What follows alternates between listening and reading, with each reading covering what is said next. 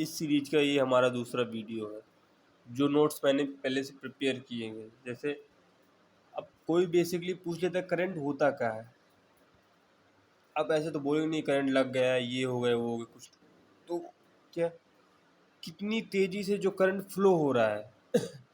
अब करंट हम कैसे, करंट बेसिकली इलेक्ट्रॉन है, फ्री इलेक्ट्रॉन जो इजी टू मूव, मतलब इंटेंसिटी इंटेंसिटी तो ऑफ फ्री इलेक्ट्रॉन, जो फ्री इलेक्ट्रॉन होते हैं बेसिकली उनमें 10 की पावर 28 मीटर मीटर क्यूब।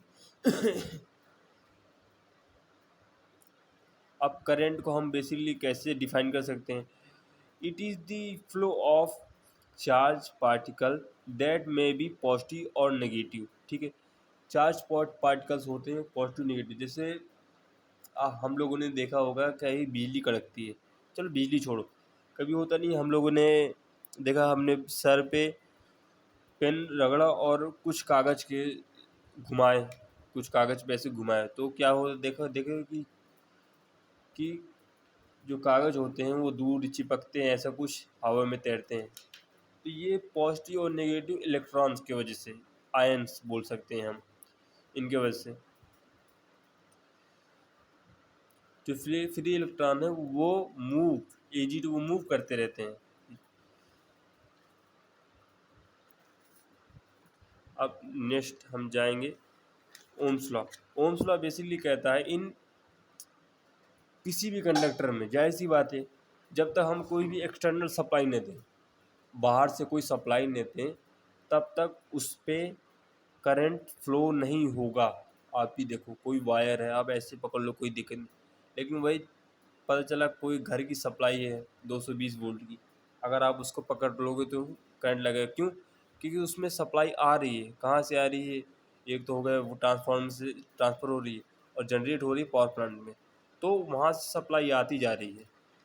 दूसरा, अब करंट हम जो इलेक्ट्रॉन होता है, जिस इसकी थर्मल वेलोसिटी बहुत ज़्यादा हाई होती है। अगर आप लोग सोचें कि हम थर्मल वेलोसिटी बहुत ज़्यादा हाई होती है, मतलब इलेक्ट्रॉन को आप फ्रीज नहीं कर सकते। कोई सोचे कि हम, जैसे होता नहीं कि अपन लोग कोई सामान फ्रिज में रख देते हैं तो वो ख़राब नहीं होता, आप -230 से 270 डिग्री तक चले जाओगे तब भी इलेक्ट्रॉन को कुछ नहीं होगा। ठीक है, तो इलेक्ट्रॉन बहुत बहुत बहुत ज़्यादा टेम्परेचर, निगेटिव टेम्परेचर चाहिए फ्रीज होने के लिए। और जब हम किसी भी कंडक्टर या भी चीज़ में जब हम कोई सप्लाई नहीं देते तो इलेक्ट्रॉन ऐसे मूव करती है, ये तो मूव ऐसे करता है जिग जैग, ये ऐसे पाथ रहेगा और थोड़ा आगे बढ़ जाएगा, ये पाथ रहता है। अब क्या होता है, अब जब हमने एक्सटर्नल सप्लाई जोड़ दी, हो सकता है वो पॉजिटिव, वो डीसी हो सकती है, एसी हो सकती है, तो बीच में क्या नाम है पोटेंशियल डिफरेंस क्रिएट होता है, एक तरफ पॉजिटिव एक तरफ सपोज दैट। अब हमने डीसी सप्लाई जोड़ दी, अब ये हमारा एग्जांपल डीसी सप्लाई का है, तो एक तरफ पॉजिटिव रहेगा एक तरफ निगेटिव रहेगा। जो इलेक्ट्रॉन है,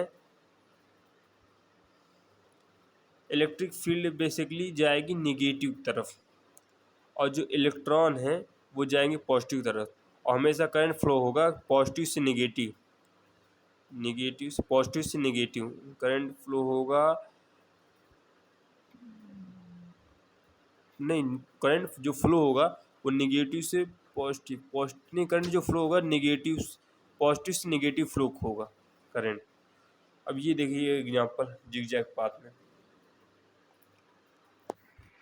जो थर्मल वेलोसिटी हाई होती और करंट ऐसे मूव कर जिगजैग, यहाँ से यहाँ गया, यहाँ से यहाँ मूव, यहाँ से मूव किया, थोड़ा आगे खिसक गया। इलेक्ट्रिक फील्ड करंट जो पोटेंशियल डिफरेंस क्रिएट होता है। ठीक है, अब हम फॉर्मूला कैसे लेंगे, जो force electric field apply force and can charge particle. अब किसी चीज़ में हम इलेक्ट्रिक फील्ड अप्लाई करेंगे तो उसमें कोई फोर्स लगेगा, वो भी किस चार्ज पार्टिकल में, जैसे force equal to charge into electrical field. सही है,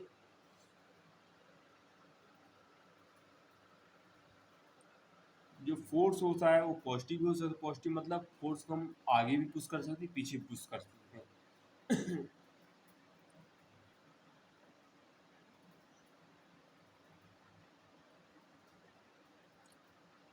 अब ड्रिफ्ट करंट, सीधे हम यहाँ आएंगे। Drift current, basically drift current क्या होता है, जैसे due to conductivity of metal, जो मेटल की कंडक्टिविटी होती है उसको हम ड्रिफ्ट करंट बोल सकते हैं। लेकिन इसको हम और ज़्यादा एलेबरेट करें कैसे, पहले हम ड्रिफ्ट करंट का नॉर्मल फार्मूला होता है J इक्वल टू आई अपान है। आई हम करंट को बोलते हैं, ए मतलब एरिया। इसका जो अगर हम यूनिट निकालें तो इसका होगा एम मीटर स्क्वायर।